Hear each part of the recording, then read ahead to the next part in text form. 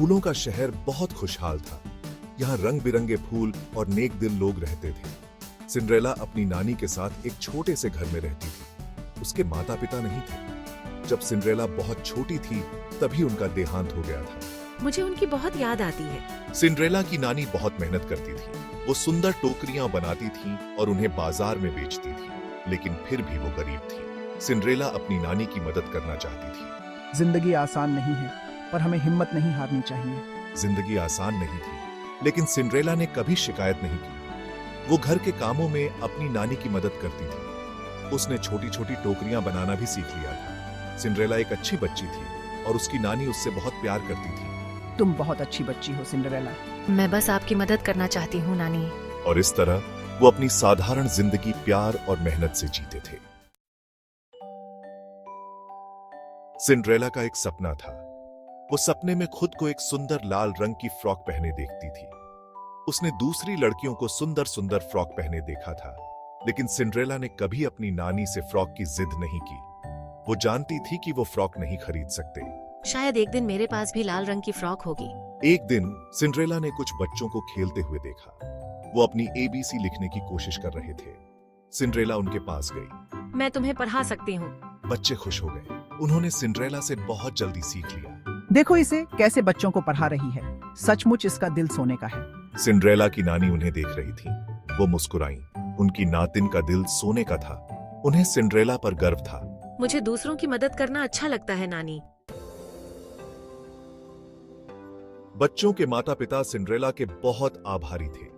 उन्होंने सिंड्रेला को उनके बच्चों को पढ़ाने के लिए पैसे देने शुरू कर दिए। सिंड्रेला खुश थी।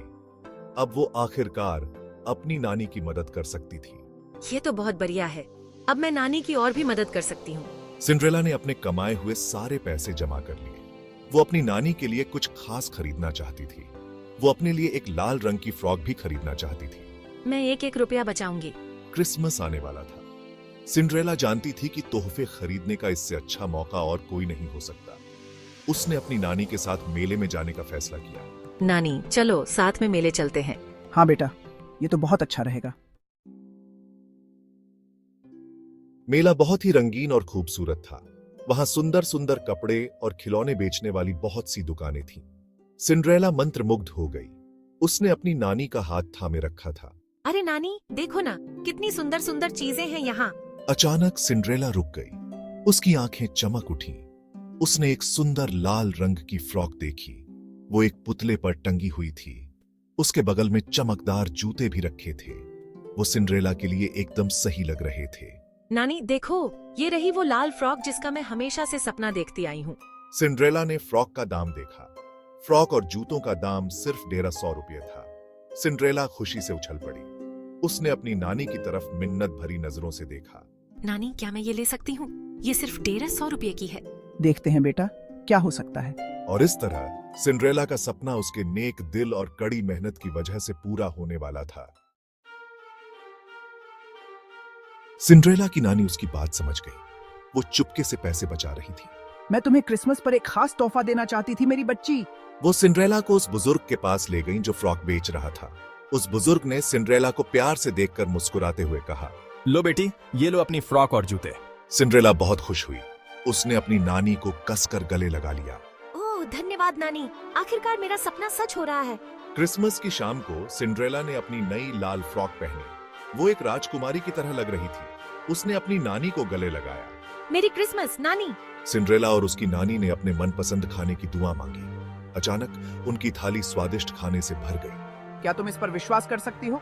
ये क्रिसमस का चमत्कार है। वे अपनी आंखों पर विश्वास नहीं कर सके। यह सचमुच क्रिसमस का चमत्कार था। अगले दिन सिंड्रेला और उसकी नानी बाजार गई। वो उस बुजुर्ग को शानदार फ्रॉक देने के लिए धन्यवाद देना चाहती थी, लेकिन वो बुजुर्ग वहां नहीं था। अरे वो तो यहाँ नहीं है।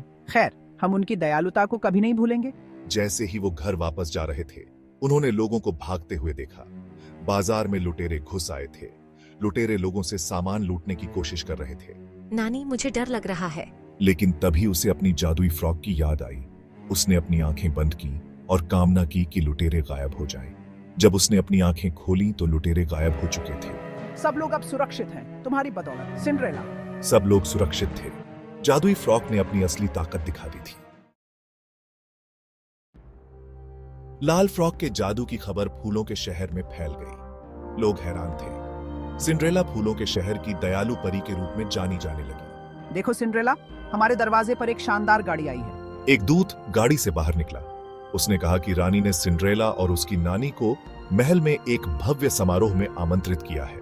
हे भगवान, नानी रानी ने हमें महल में आमंत्रित किया है। मुझे विश्वास नहीं हो रहा है बेटा, हम पहले कभी किसी समारोह में नहीं गए। सिंड्रेला और उसकी नानी घबराई हुई थी, लेकिन वो जानती थीं कि वो रानी का निमंत्रण ठुकरा नहीं सकती। सिंड्रेला ने अपनी जादुई लाल फ्रॉक पहनी। वो अनजान का सामना करने के लिए तैयार थी। महल बहुत भव्य था। दीवारों पर सुंदर रोशनी की गई थी। चारों तरफ संगीत गूंज रहा था। सिंड्रेला और उसकी नानी खुद को वहां अजीब महसूस कर रहे थे। अचानक संगीत बंद हो गया। सबने मुड़कर दरवाजे की तरफ देखा। चारों तरफ सन्नाटा छा गया। नानी, वो कौन बुजुर्ग हैं? वो मुझे जाने पहचाने लग रहे हैं। एक बुजुर्ग व्यक्ति अंदर आया। वो परिचित लग रहा था। सिंड्रेला ने घबराकर सांस ली। वो मेले वाला बुजुर्ग था। वो उनकी तरफ चलकर आया। उसने सिंड्रेला को देखकर मुस्कुराते हुए कहा, नमस्ते मेरी प्यारी बेटी। पिताजी, उसने धीरे से कहा। उस बुजुर्ग ने सिंड्रेला को कसकर गले लगा लिया। फिर वो उसकी नानी की तरफ मुड़ा।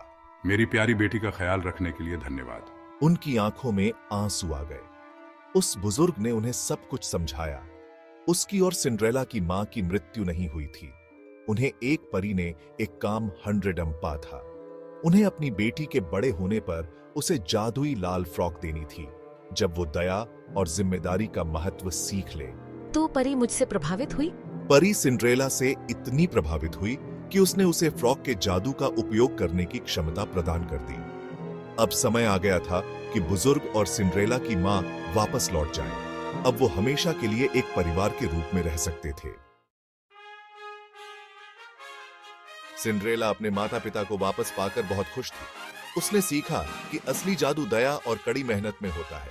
मैं वादा करती हूँ कि मैं इस जादुई फ्रॉक की शक्तियों का इस्तेमाल समझदारी से करूंगी। मैं जरूरतमंदों की मदद करूंगी। सिंड्रेला के माता पिता को अपनी बेटी पर गर्व था।